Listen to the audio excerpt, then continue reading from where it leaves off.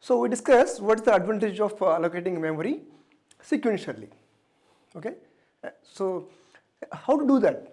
Programmatically, how to allocate memory sequentially, continuously one after another, by using a concept called as arrays. Okay, so when you are working with a large amount of data, generally we prefer to go with arrays. So what is an array? An array is a finite collection of homogeneous elements where each element will store in contiguous memory locations. So every element will store one after another like this. Every element will store one after another like this. Okay, so we already discussed what is the advantage of allocating memory sequentially. So what do you mean by finite? A finite is nothing but the capacity or the size or the number of elements in an array is fixed. Okay, the number of elements in an array is fixed. Okay, and the next one is homogeneous. So what do you mean by homogeneous? Homogeneous is nothing but same type of data.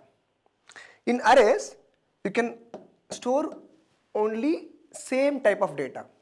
Okay, like all the numbers or all the names or all the fractional values, like that.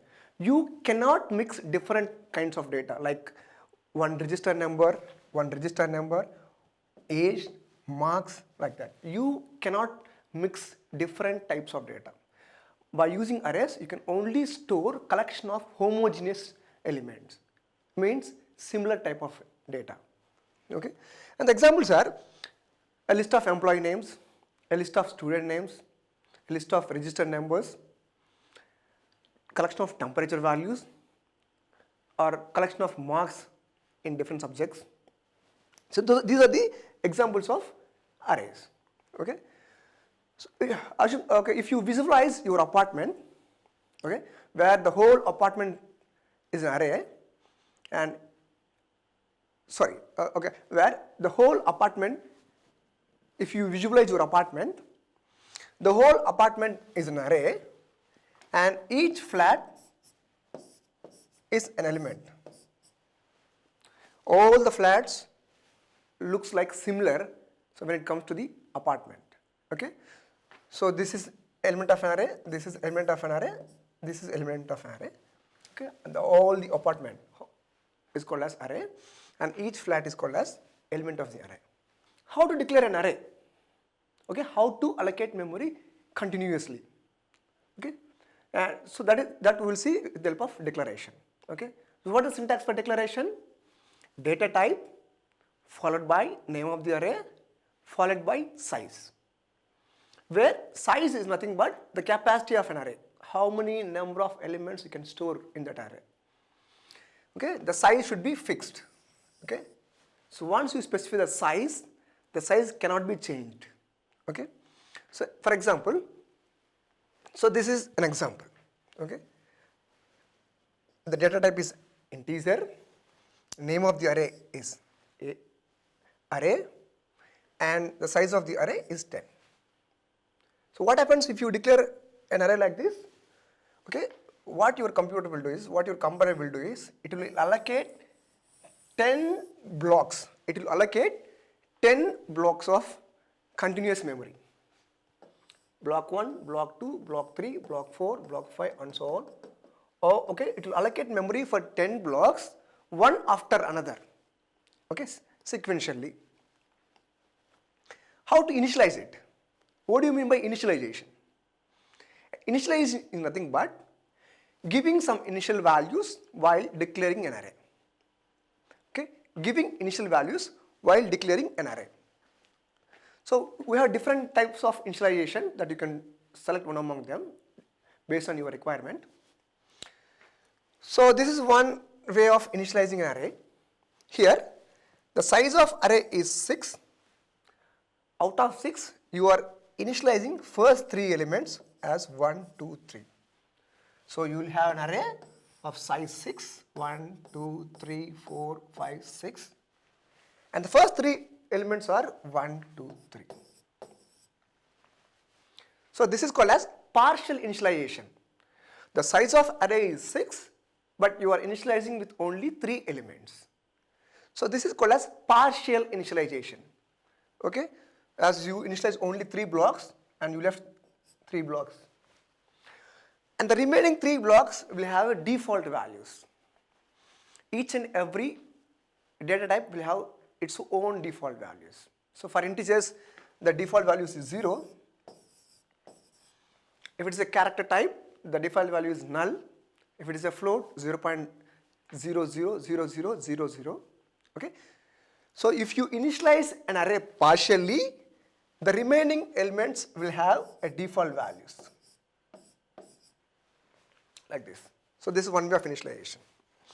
And another way of initialization is you can create an array without specifying the size if you do initialization. Okay? So if you do initialization, it is not mandatory to specify the size of an array. If you don't specify the size of an array, the size of array is equivalent to the number of elements you initialized with. As you initialized with 3 elements, and the size of array is only 3. This is 2 way of initialization, so you can choose any one among them.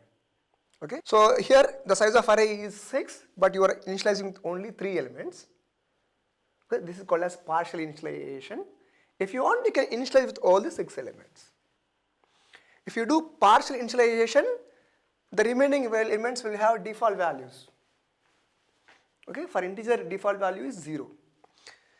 Okay, here while initialization you are not specifying capacity. If you don't specify the size of array is equivalent to the number of elements, 1, 2, 3. Okay. The next one, so these 3 are initialization of other data types. Okay. So this is here you are declaring an array of character type with 10 elements. Here you are declaring character array. The size of character array is 10 here. Here you are initializing character array with 1, 2, 3, 4, 5 elements. And here you are initializing a float array. Here the size of float array is 6 and you are initializing with only 4 elements, and the remaining 2 elements will have default values. So like integers,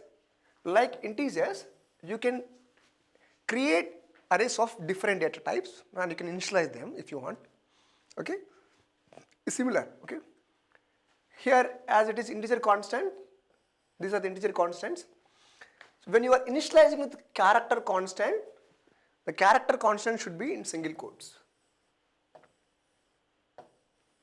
We will talk more about this in the upcoming lectures called strings. Next we will see array representation. So when you create an array, how it looks like. So I created an array with 5 elements. Okay, the elements are 10, 20, 30, 40, 50. Okay, this array looks like this. Here ARR is the name of the array, and 10, 20, 30, 40, 50 are elements of an array.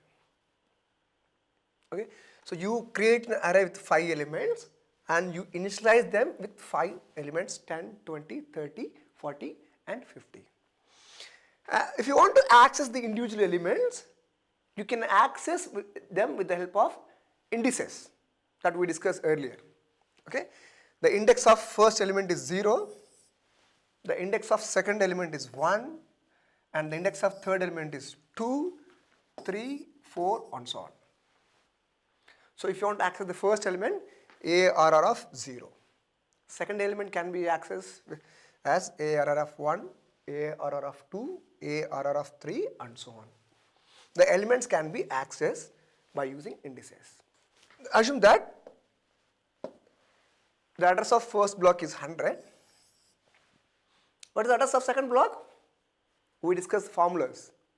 The address of first block plus the memory occupied by the previous blocks. Okay, the address of first block is 100, the next one is 104, 108, 112, 116.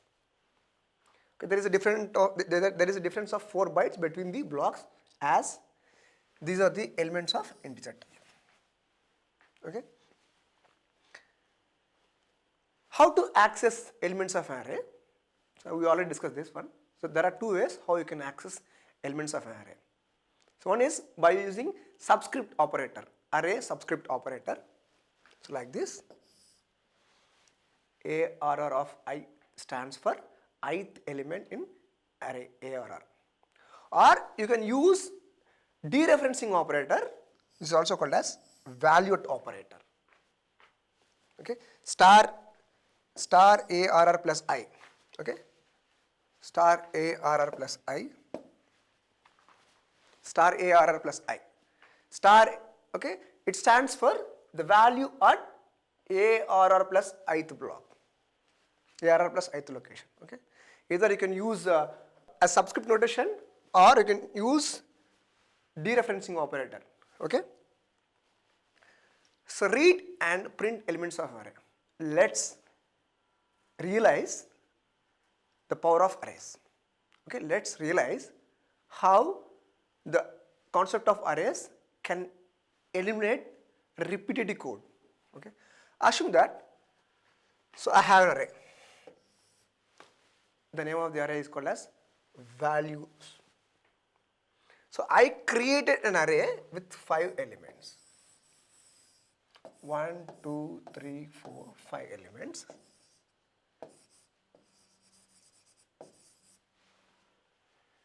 Five elements. Okay.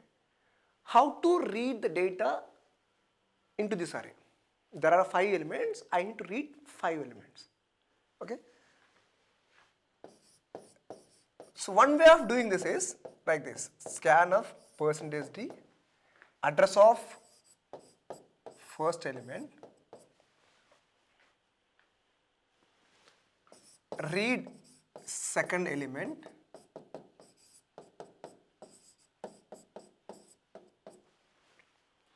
where here a plus 0 stands for the address of first element, a plus 1 stands for the address of second element, read third element, and so on, read fifth element.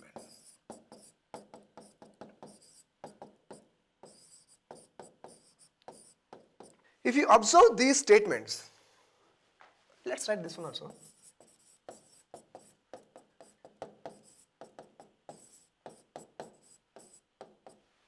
If you observe these 5 input statements for reading 5 numbers, they looks like almost same statements. They're not exactly same statement. They looks like almost same statement. Okay. In every statement, this is a common scan of %d, a plus, and this part. So this is the common in every input statement, this part of the code. So whatever I am underlining, that underlining part is same in every input statement. As it is almost repetitive statement, instead of writing them as a separate statement, what I can do is I can make use of loops, what we discussed in the previous videos, previous lectures. So instead of writing them separately for each input, what I can do is I can make use of loops and I can eliminate repetitive code. So whatever the code that is repeating, keep that code inside the loop.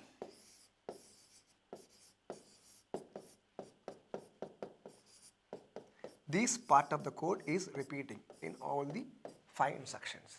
To make use of loops, to take advantage of loops, what I am going to do is, so whatever, as all these 5 statement is almost same statement, so what I will do is I will put whatever is repeating inside the loop. So what is repeating? Scan of percentage d a plus. Scanf percentage d a plus is repeating. So what I did is I put it inside the loop so that the loop will repeat. In these 5 statements, whatever the part that is changing, make it as a variable. In statement 1 it is 0, statement 2 it is 1, 2, 3, 4. These numbers are changing. Whatever is changing, make it as a loop index variable. Okay? I. So what is the starting value of this? The starting value of this is 0. I value is 0. How long it is going? It starts with 0, then it is 1, then 2, 3, 4 and so on. How long it is going? Until the value is less than 5.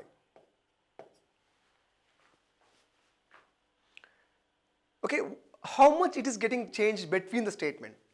In statement 1 it is 0, in statement 2 it is 1, in statement 3 it is 2, 3, 4 and so on. Between the statements, the value of I is getting increased by 1, so make it as the I plus plus. I plus plus stands for increasing the value of I by 1. So what you can do is, instead of writing 5 statements for reading the input, you can use this loop for reading 5 elements. Okay. Now this 5 statements is converted as only 2 statements. Okay. So let's see. So I would like to read 5 elements. Okay. Read elements 0, which is nothing but value plus 0, value plus 1, value plus 2 and so on. Okay, up to 5 elements. Between the statement, the value of I is getting increased by 1. So plus plus by I and I plus plus both are same if they are individual statements. Okay, so the 5 statement is converted into 2 statement. It is happened by combining the power of loops and arrays. Okay. For example, if you want to read 50 inputs, what you have to do? Just make it as the 50. So what this part of the code will do is, it will read 50 inputs. If you want to read 500 inputs, just allocate memory for 500 elements. Ask the user to enter 500 elements. Okay, read 500 elements. Okay, these 2 lines of the code, okay, will read a number of inputs as specified in the condition part. If you want to read 10,000 elements, what you have to do? You just have to replace this 5 with 10,000. If you want to read 1 lakh entries, what you have to do? You have to replace this 5 with 1 lakh entries. So with just 2 statements, you can read any number of inputs. Okay? Here you are eliminating a repeated code. Okay? If you remember in the previous slides, so we discussed an example how to find average of 100 numbers. So where what we did, we return 100 input statements to read 100 values. Here you need not to write 100 input statement to read 100 values, just only 2 statements. Okay, one is for header and body of the for loop. Okay, so one more thing is, when the loop is having only 1 statement, you need not to use these curly braces. You can ignore this curly braces. Okay, that we will do in the next slides. Okay, I repeat once again. If the loop is having only 1 statement to repeat, then it is not mandatory to keep that 1 statement inside the curly braces. You can ignore these curly braces. Okay, so that is one thing that I would like to mention. Okay. There is one more way of reading elements into the arrays. Instead of using values plus I, you can use the address of value of I. Both are same. Okay. Values plus I is same as address of values of I. Okay. In most of the textbook, they use the second notation. But if you want, you can use the first notation. It's the best notation as it eliminates more operators. Here you are using ampersand operator, address of operator, as well as subscript operator. But if you use this notation, you are using only one addition operator. So you can use either this notation or this notation to mention the address of ith element. In the same way, if you want to print the elements of an array, so your array is having 5 elements. So what you will do? One method is to print each element separately. Values of, print the first value, print the second value,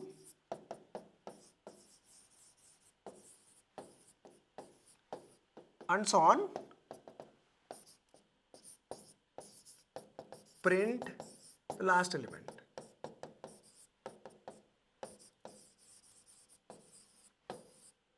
The last element is 4.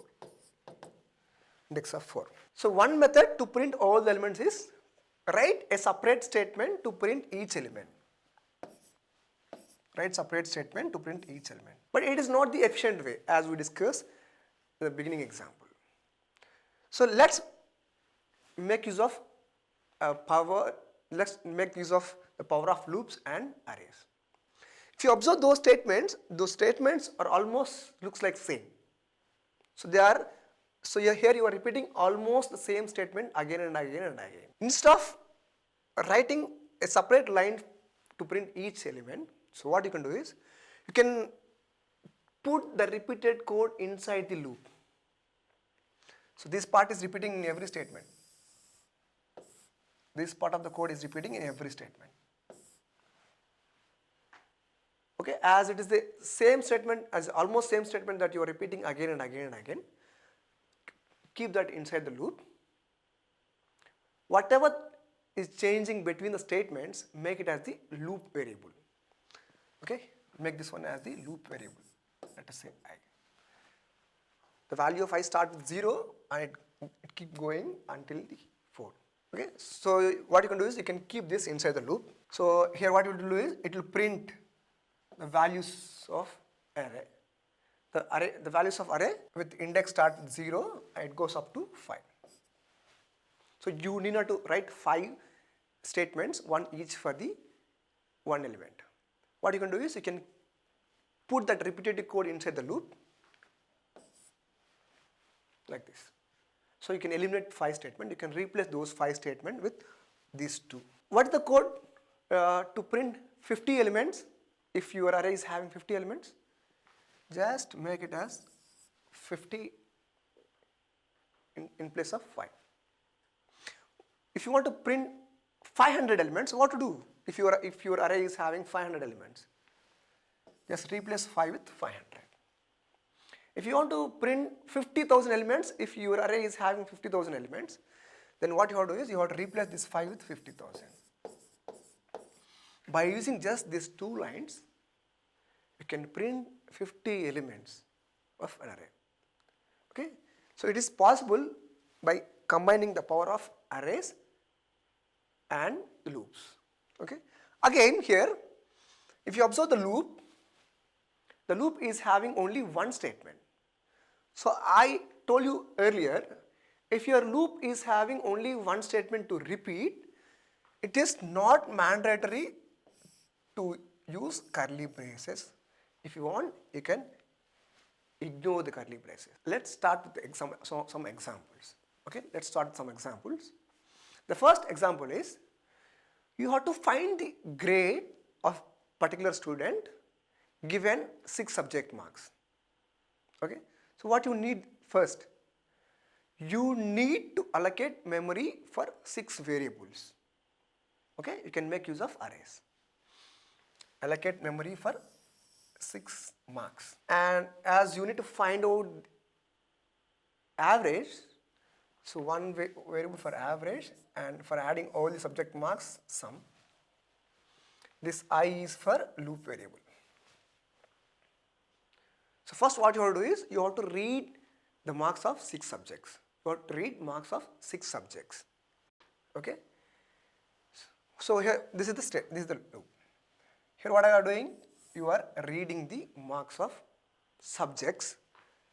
Okay, starts with 0 up to 6. One more thing we are doing apart from reading input statement here is, while reading the data, we are adding the marks to sum. Okay, so we are using a variable called sum. Initially, the value of sum is 0. What we are doing is, read element and add it to the sum. Read an element, add it to the sum. Read element and add it to the sum. These are the 2 actions that are supposed to repeat. So that's why I am keeping these 2 statements inside the loops. Read an element and add it to the sum. Read marks and add it to the sum. Read marks and add it to the sum. Okay, these are 2 actions that needs to be repeated for every subject. So that's why I am keeping these 2 statements inside the loop, as it has to repeat. How long it has to repeat? These 2 statements has to repeat for all 6 subjects. Okay, start with 0, it has to go for all the 6 subjects. Okay, this is to read and add. So we are doing simultaneously. Then what you have to do after this? You have to find the average. So here I am finding the average of 6 subjects. Based on this average, you have to decide whether the grade is A, B, or C, or D, or E, or F, whatever it is. Here I am assuming that, I am assuming the conditions like, if the average is 90 or more, the grade should be A. If the average is in between 80 and 90, the grade should be B. If the average is in between 70 to 80, the grade should be C. Like that. So you have more than one option and you have to print only one among them. As we discussed in the previous lectures, if you have more than one option and if you want to choose one among them, go with the else if ladder or switch statement. Let's go with the else if ladder. If the average is greater than or is equal to 90, then print the grade as A. If not greater than 90, greater than or equal to 90, check whether the average is greater than or equal to 80 or not. If it is greater than or equal to 80 but less than 90, print grade B. If the average is not greater than 80 but it is greater than 70, then print grade C. The same for grade D. And if the average is less than 60, then print the grade as F. So this is the default case. Okay. So what we did here, we find grades of a student based on the marks given in 6 subjects. The first thing what we did is, we allocated memory for 6 subjects with the help of arrays. Then we repeated two actions for every subject. What is that action? Read marks of a subject, add it to the sum. Read marks of a subject, add it to the sum. So we repeated these 2 instructions for all the subjects. So after reading and adding all the subjects to sum, find the average and decide the grade. The next one, the next example is find largest element in the given array. Okay, so what input you need? You need elements of an array. Okay, So I would like to, okay, first allocate memory for 10 elements. So objective is to find the largest element in an array of 10 elements. Read those 10 elements. So here I am reading 10 elements. As the instruction that I need to repeat is only one instruction, as I told earlier, I need not to use curly braces. So I am not using curly braces here, as there is only one instruction to repeat. So here I am reading 10 inputs. Okay, after reading 10 inputs, so like assume that like this one. It's an array with 10 elements. 8, 7, 3, 2, 1, 15, 20, 18, 9. How many elements are there? 1, 2, 3, 4, 5, 6, 7, 8, 9, 10. So this is your objective. The objective is to find the largest element in the given array. So for the logic is very simple. First assume that the first element itself is the maximum element. Okay? First assume that the first element itself is the largest element. But that is not the case all the times. It may not be true for all the times. But just initially assume that the first element is the largest element. Okay? Then what you have to do is, you have to compare with all the remaining elements and check the maximum element still 12 or not. You have to compare this max, which is assumed as first element in the beginning. You have to compare this max with every element. Every element. So while comparing, check whether the assumed values is greater or the current element is greater when comparing. Okay, check whether already assumed value is greater or the current element is greater or not for every element. If the current element is greater than max, what you assumed is wrong, and you have to change your assumption. Okay, and you have to change the value of max to corresponding element. Okay, so let's start diagrammatically first. Initially I am assuming 12 as the largest element. Then I have to compare with every element whether 12 is greater than 46 or not. As 12 is not greater than 46, I have to update maximum value with the current element, which is 46. Now the maximum element is 46. Okay, you have to do this comparison for all the elements. Then move to the next element.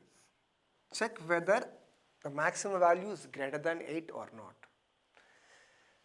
As 46 is not greater than 8, you need not to update. Then go to the next element. Check whether the 46 is greater than 7 or not. The 46 is greater than 7, you need not to update. Go to the next. Check whether 46 is greater than 3 or not. If not, go to the next element like this. So if whenever, while comparing the elements, if somewhere you get an element which is greater than max, you have to update it. For example, let us say it is 90. Okay, as 90 is greater than max,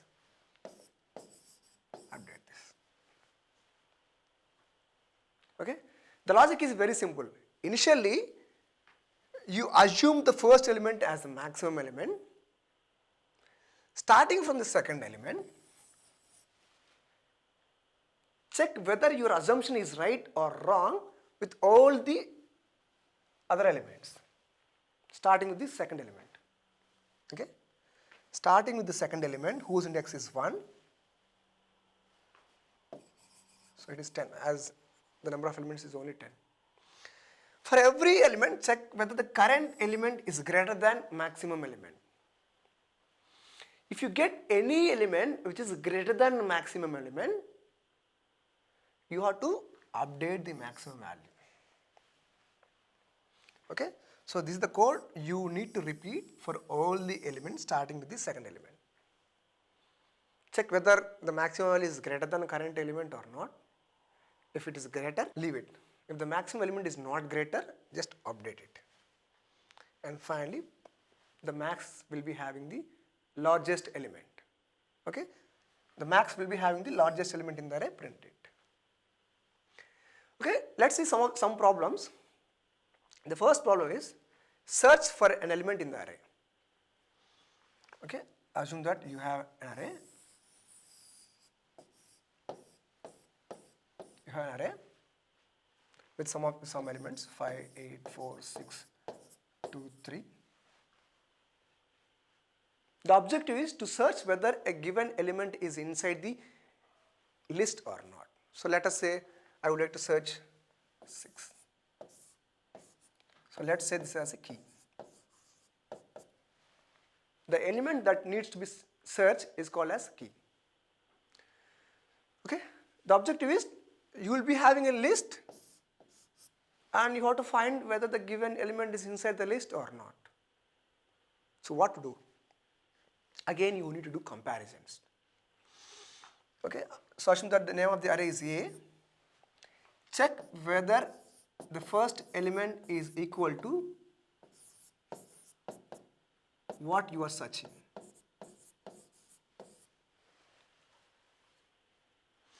If the first element is equal to what you are searching, then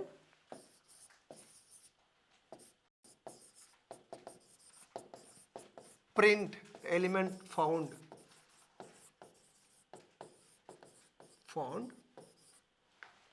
at location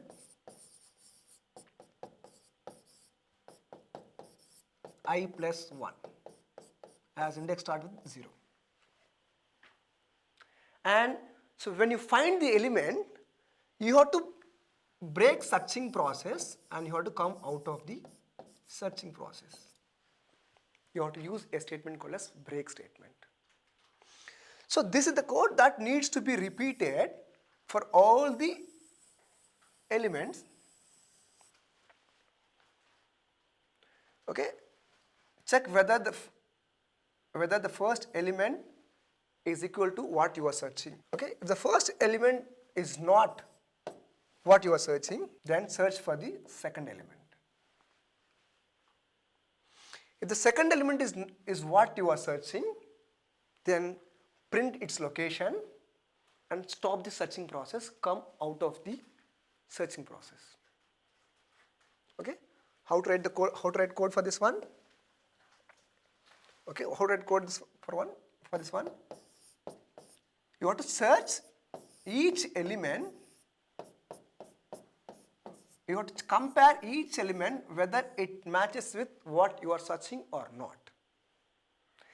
If there is a match, if the match is found, you have to say that element found at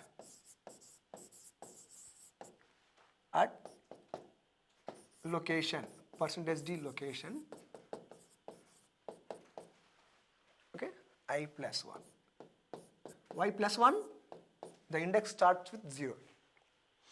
So when you find element that you are searching, immediately you have to stop the process. Okay, you have to do this for every element. Okay, you have to repeat this for every element. So what you have to do is you have to keep this inside the loop, as you need to repeat this for every element. Start with element 0 up to n I plus plus, where n is equal to the number of elements. Okay, so this is the program, this is the logic to search whether a given element is inside the list or not. Okay, so let's see another examples. Reverse elements in the given array. How to reverse elements in the given array? So assume that this is an array.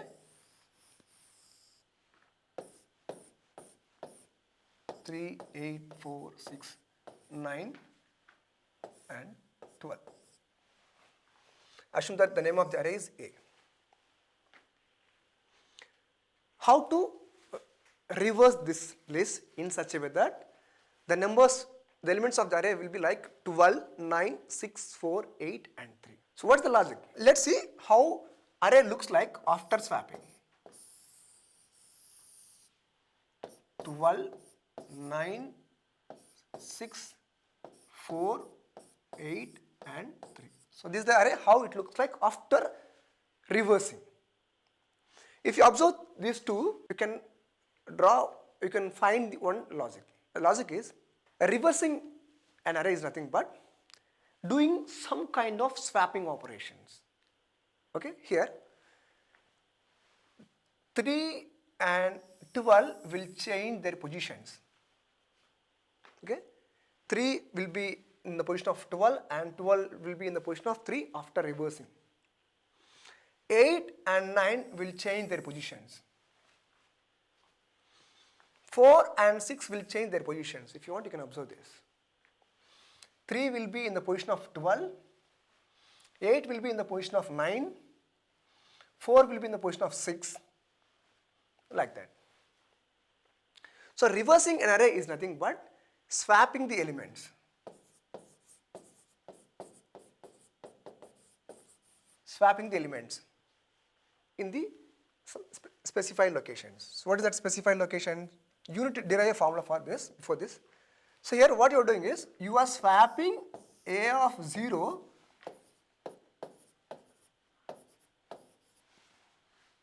you are swapping A of 0 with A of 5.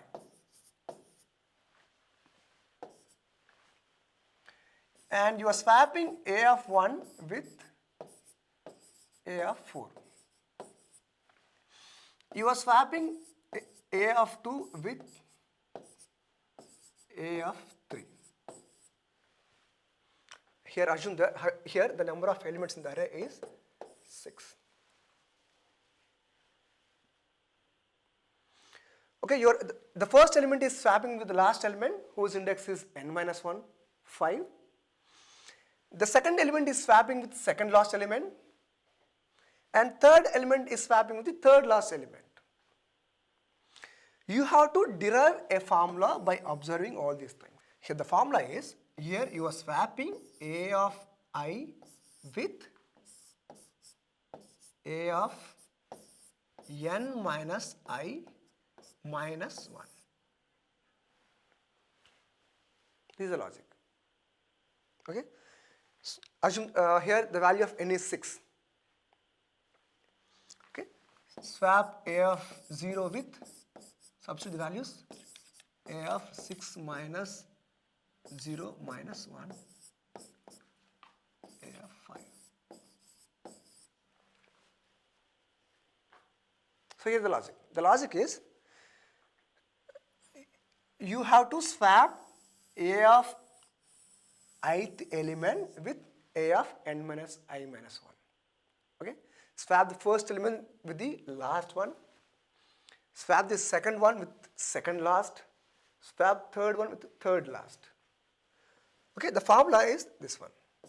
Swap, you have to swap the ith element with n minus I minus 1.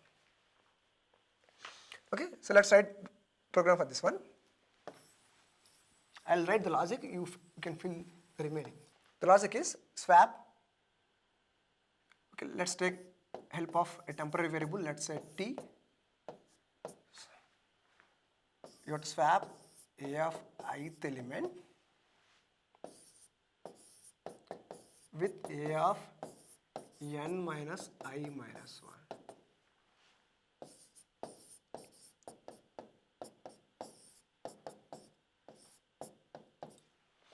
This is the logic for swapping. Not for all the elements. Okay. So this is for one swapping. How many number of swappings you need to do this? How many times you need to repeat this? If there are 6 elements, how many swapping you are doing? 1, 2 and 3. If there are 6 elements, you need to perform 3 swappings, because in one swapping 2 elements are changing their positions. If there are 100 elements, you need to perform 50 swappings only, because for every swapping 2 elements will change their positions. Okay, start with 0, you have to perform only half number of swappings. You have to perform only n by 2 swappings, where n is the number of elements in the array. Okay, so this is the way how you are supposed to reverse a given array. This is the logic for reversing a given array. So next one is how to insert element in the array. So assume that you have an array.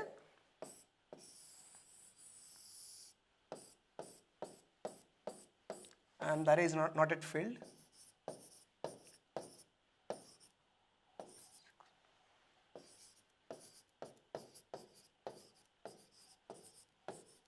Assume that the size of array is 8 and there are only 6 elements are there. How to write a program to insert element in a given index?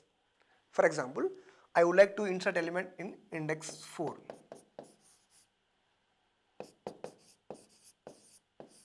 I would like to insert element at index 4. So what I have to do? I cannot insert like this. A of 4 is equal to some x. I am not supposed to do this, because if I do like this, the element which is already there in the 4th index will get replaced. Okay, that should not be happen. Okay, you are not supposed to replace any elements. Just have to insert element in the specified location without losing the data. Okay, but if you insert directly like this, like a of 4 is equal to x, where x is the element to be inserted, so what it will do, it will override this value with x. You will lose the data. So you are not supposed to replace like that. Then how to do this?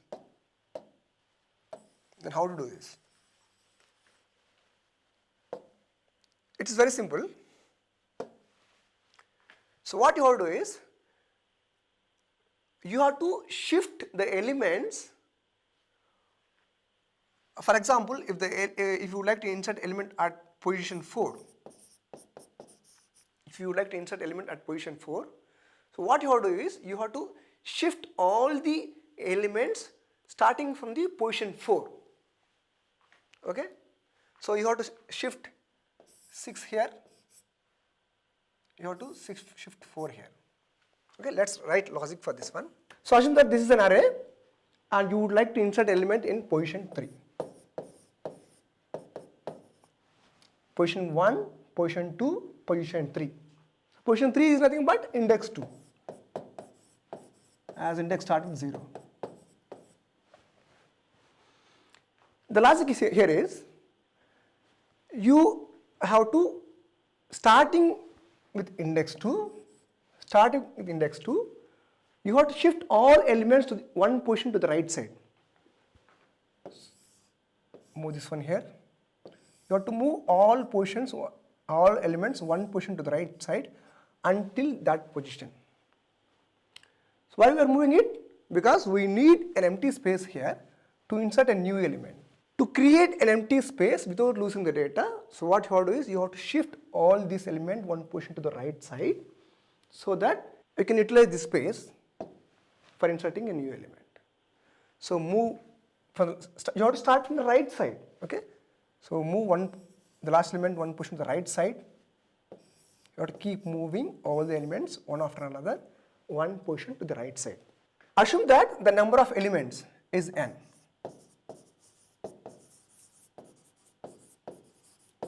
N is not the size of array. N is not the size of array. N is the number of elements in the array. Okay.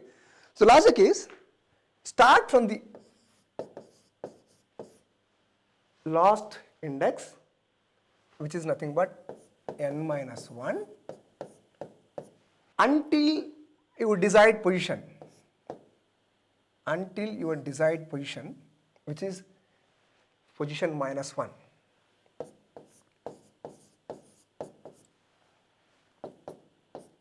minus, minus, as you are coming back, you are not moving forward. So what you have to do is, you have to shift elements. The element in A of 4 should be in A of 5. The element in index 3 should be in index 4. The element in index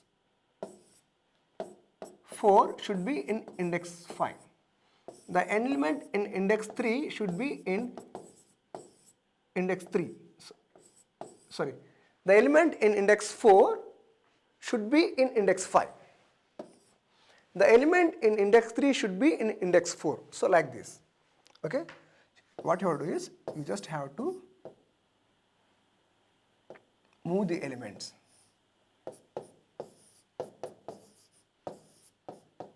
One position to the right side. Okay. The element in ith position will be in I plus 1th position. The element in ith position will be in I plus 1th position. You have to do is until the desired position.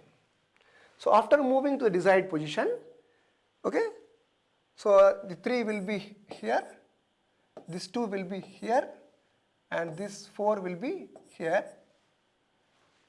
Okay, now you can insert in the desired position.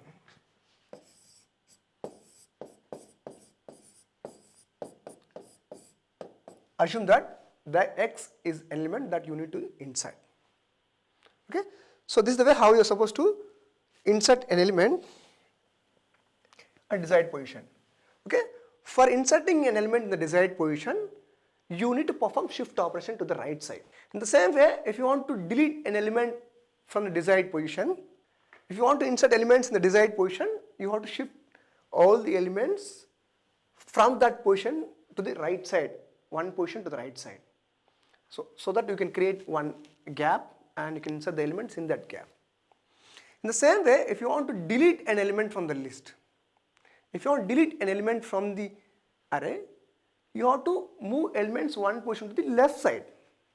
Okay, so that the element will be deleted automatically as the element will be overridden. So the next example is count frequency of each character in the array, and you can solve it. I am leaving this for your as assignment questions, and these are some of the problems you can try. Copy elements of one array into another array, print all unique elements in the array, delete an element at desired position from the array, okay, rotate an array by n number of positions, replace all even numbers by 0 and all odd numbers by 1, okay, in one dimensional array, count the number of duplicate elements in the array, count number of elements divisible by specific number in array. Okay. So finally, let's summarize this. So what is the advantage of array? The first thing is, you need not to give separate names for each and every variable. Okay. If you know the address of first location, you can identify the address of the remaining elements. Okay, that is one advantage. And arrays allows us to access elements randomly. So for example, if you want to access the first element, A of 0. If you want to access the elements, if you want to access 54th element, it is A of 53. If you want to access 100th element, it is 99. You need not to access elements sequentially. You can access element randomly as you wish. Okay, that is one advantage. And next one is, by using arrays, you can save memory. You need not to allocate memory while writing the program. Okay, you can allocate memory during runtime with the help of a dynamic memory allocation concept that you will see, okay, in upcoming lectures.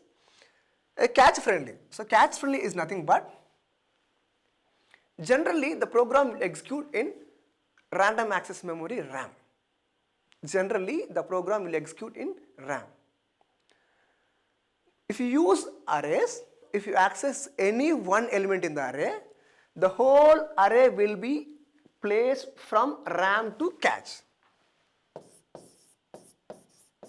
From RAM to cache. So when you access any one element in the array, the whole array will be placed from RAM to the cache, and you can access the remaining element from the cache. Okay, don't forget that the access speed for cache elements will be much faster when compared to RAM. Okay. Reusability of code that we already discussed. You need not to write declarative statement for every element. You need not to write input statement for every element. Okay, you can write inside the loop. Okay. The disadvantage is, so once you specify the size of array, that is fixed. You cannot change the size of array as you wish, whenever you wish. Okay, once you fix the size of array, that cannot be changed. That is one disadvantage. And the next one is, insertion and deletion will take lots of time. If you want to insert an element in the middle, you have to perform a right shift operation. For example, if you are having 100 elements, if you want to insert element at third position, you have to shift all the elements starting from third position to the 100 position.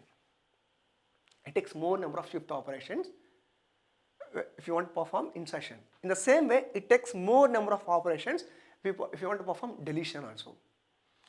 For example, if you want to delete an element, okay, if you want to assume that this is an array,